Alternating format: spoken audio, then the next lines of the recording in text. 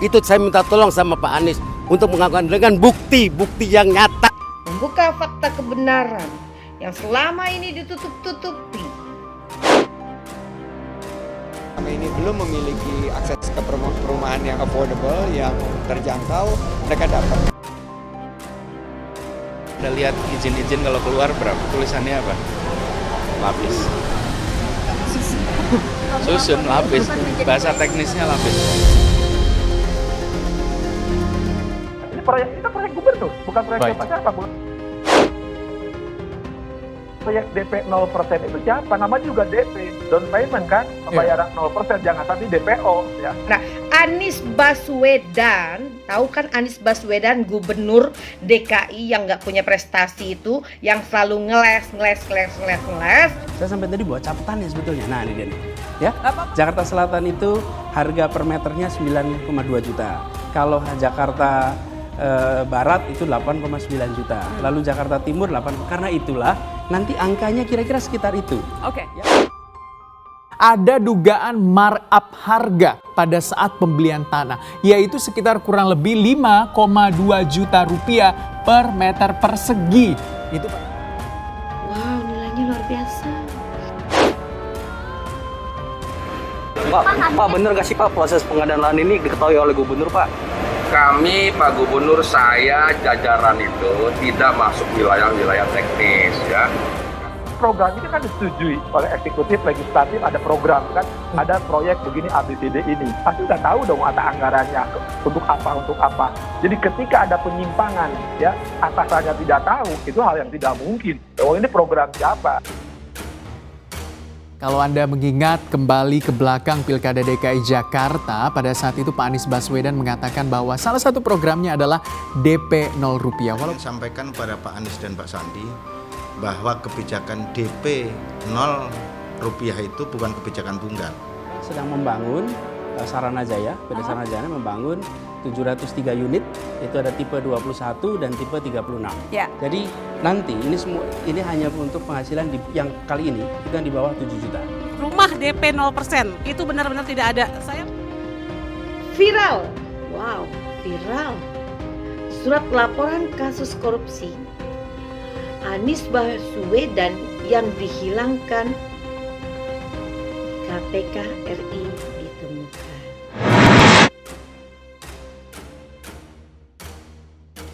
Sekarang kan siapa yang punya itu? DPO-nya kan siapa? Orang kan? Dewan. Nah ketika yang punya program ini tidak tanggung jawab, KPK harus membuka terang-terangnya. Menteri aja bisa, masa yang lain enggak? Wah, Pak Anies sebetulnya juga tidak konsisten dengan janji yang disampaikan saat kampanye kemarin. Yang dijanjikan DP 0 rupiah itu adalah rumah tapak, bukan rumah seperti yang sekarang dibangun. Tengah jalannya program ini yang diperkirakan dimulai dari 2019 sampai dengan 2021 ini sedang berjalan, ada aroma-aroma amis, yaitu aroma rasuah di rumah DP 0%. Kita ulang. Untuk rumah DP 0 rupiah sendiri itu kan sempat ini Pak, mendapatkan kritik karena menurut masyarakat itu biayanya tidak sesuai dengan apa yang dijanjikan Bapak ketika kampanye. Itu gimana Pak? Dulu janjinya apa ya? Masih tanah milik kongregasi Susteran gitu kan, dan baru dibayar uang muka 15 miliar atau berapa gitu. Kecil lah itu, padahal dia sudah mendapatkan 200 miliar. Ini jelas-jelas ini namanya total loss. Ini karena ini membeli barang yang sebenarnya tidak ada. Ini ada makelar gitu kan, yang berusaha menawarkan kepada BUMD maupun pemerintah DKI atas tanah-tanah yang dia kuasai, tanda kutip. Padahal sebenarnya belum. Tidak tahu, saya juga tidak tahu jawabannya, kan aneh. Yang harusnya tahu itu penggunaan anggaran untuk apa, penanggung jawab anggaran siapa, penggunaan apa, komitmen terhadap anggaran siapa, ternyata tidak tahu, ternyata di bawah terjadi tadi nilai ya. Kasus dugaan korupsi pembelian lahan rumah dengan DP 0 rupiah di Pondok Ranggon muncul yang melibatkan oknum DPRD DKI Jakarta dan Perumda Saranajaya telah disetting sedemikian rupa untuk meraup keuntungan maksimal dengan cara menabrak aturan yang ada. Direktur Eksekutif Foxpol Network atau VPN, Adi Fadli menjelaskan, kesepakatan jual beli Yayasan CB dengan PT Adonara dibatalkan pada tanggal 14 Agustus 2020 silam. Sehingga Saranajaya membeli lahan PT Adonara dianggap bekas Yayasan CB tergolong transaksi bodong dan biasa terjadi di pasar gelap. Ia juga menerangkan bahwa Pemprov DKI membeli sesuatu yang ilegal atau tidak sah, di mana objek yang dibeli bukan hak dari si penjual. Ia juga menyamakan perilaku Pemprov DKI di mana bertransaksi melalui salah satu perumda dan mereka bertindak seperti penada. Anies ini terlibat korupsi, nggak bisa nggak disangsikan lagi. Ini sudah bukan opini dan ini fakta. Faktanya, dia yang bikin janji keluar-keluar rumah DP 0 rupiah untuk orang yang gajinya kecil. Lalu faktanya direvisi lagi menjadi minimum per gaji 7 juta. Kemudian direvisi lagi. Beginilah waktu kita lihat Anies Baswedan, gubernur yang terlibat korupsi. Kalau dia lepas tangan, artinya sebelumnya dia pernah menggenggamnya. Kalau dia cuci tangan, artinya sebelumnya dia tangannya kotor. Kita buang saja dia ke jamban politik. Anies ini sudah tidak bisa ditoleransi lagi. Sudah bukan rahasia umum bahwa warga Jakarta dibodoh-bodohi dengan permainan agama, suku, ras, dan antar golongan. Dengan peluru pentol FPI, Anies berjaya masuk ke balai kota. Tapi yang ia kerjakan apa? Hanyalah bikin rusak. Uang-uang yang dipercayakan rakyat kepada dirinya dimain-mainkan. Janjinya dalam membangun rumah DP 0 rupiah yang awalnya napak jadi melayang. Yang dari melayang akhirnya tak tergapai karena gaji itu direvisi. Tidak lagi 7 juta, melainkan minimal 14 juta. Sudah gitu dapat rumah boneka pula. Fraksi PDIP DPRD DKI Jakarta menyebut program DP 0 rupiah yang diluncurkan Gubernur Anies Baswedan sejak awal memang sudah bermasalah. Sehingga tak mengejutkan jika saat ini malah tersangkut masalah hukum di Komisi Pemberantasan Korupsi alias KPK. Dari awal memang rumah DP 0 rupiah bermasalah dan sulit direalisasikan.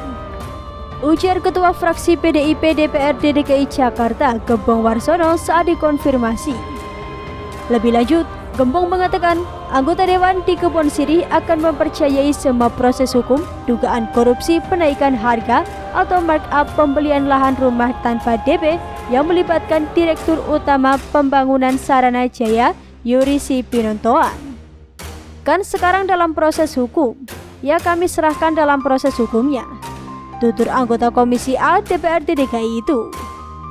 Gembong menerangkan, PDIP sejak awal menyatakan kalau program DP 0 rupiah ini bakal sulit direalisasikan di lahan ibu kota Jakarta.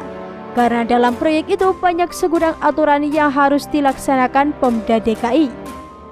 Kalau sudah tersandung hukum dengan KPK, kata Gembong, Gubernur Anies juga wajib melakukan evaluasi secara menyeluruh karena program itu tak mudah dihentikan lantaran masuk dalam rencana pembangunan jangka menengah daerah atau RPJMD yang harus dikerjakan.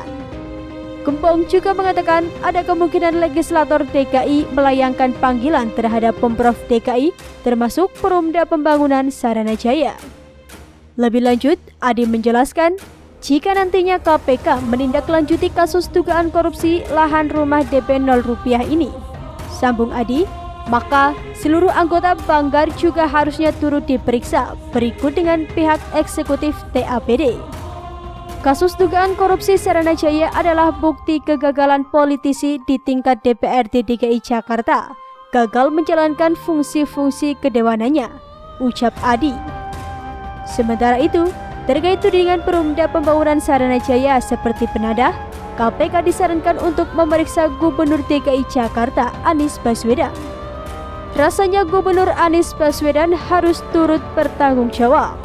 Meningkat Saranajaya adalah BUMD berstatus Perumda, di mana Gubernur selaku kuasa pemilik modal atau KPM tunggal. Jadi sudah pasti ada laporan dari Dewa Saranajaya terkait apa yang terjadi selama ini, ungkapnya. Dengan adanya upaya penangkapan kasus dugaan korupsi di Perumda PSG yang bakal menyasar Gubernur Anies Baswedan, akan muncul pihak-pihak yang merasa terganggu dan tidak mau Anies dibawa-bawa dalam masalah ini.